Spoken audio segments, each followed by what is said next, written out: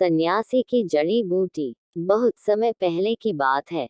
एक वृद्ध सन्यासी हिमालय की पहाड़ियों में कहीं रहता था।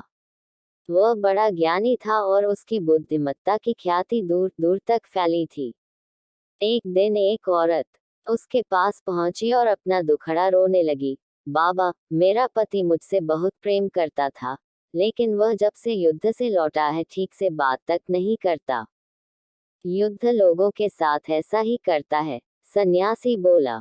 लोग कहते हैं कि आपकी दी हुई जड़ी बूटी इंसान में फिर से प्रेम उत्पन्न कर सकती है। कृपया आप मुझे वो जड़ी बूटी दे दे, महिला ने विनती की।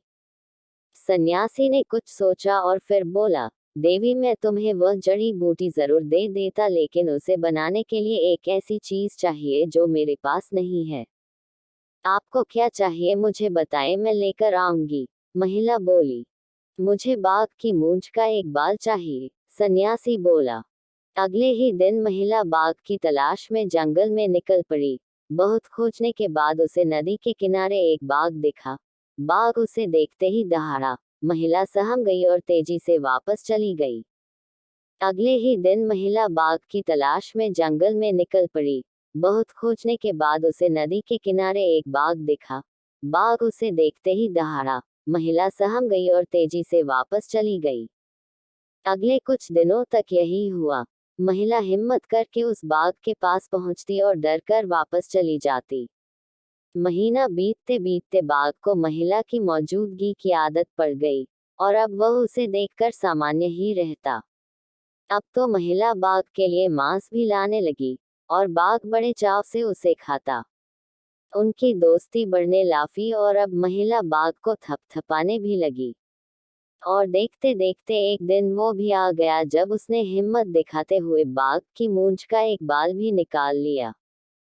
फिर क्या था, वह बिना देरी किए सन्यासी के पास पहुंची और बोली, मैं बाल ले आई बाबा। बहुत अच्छे। और ऐसा कहते हुए सन्यासी ने बाल को जलती हुई आग में फेंक दिया। अरे ये क्या बाबा, आप नहीं जानते इस बाल को लाने के लिए मैंने कितने प्रयत्न किए और आपने इसे जला दिया। अब मेरी जड़ी बूटी कैसे बनेगी? महिला घबराते हुए बोली, अब तुम्हें किसी जड़ी बूटी की जरूरत नहीं है, सन्यासी बोला। जरा सोचो, तुमने बाघ को किस तरह अपने वश में किया। जब एक हिंसक पशु को धैर्य और प्रेम से जीता जा सकता है तो क्या एक इंसान को नहीं?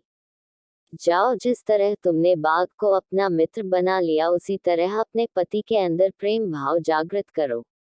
महिला सन्यासी की बात समझ गई। अब उसे उसकी जड़ी बूटी मिल चुकी थी।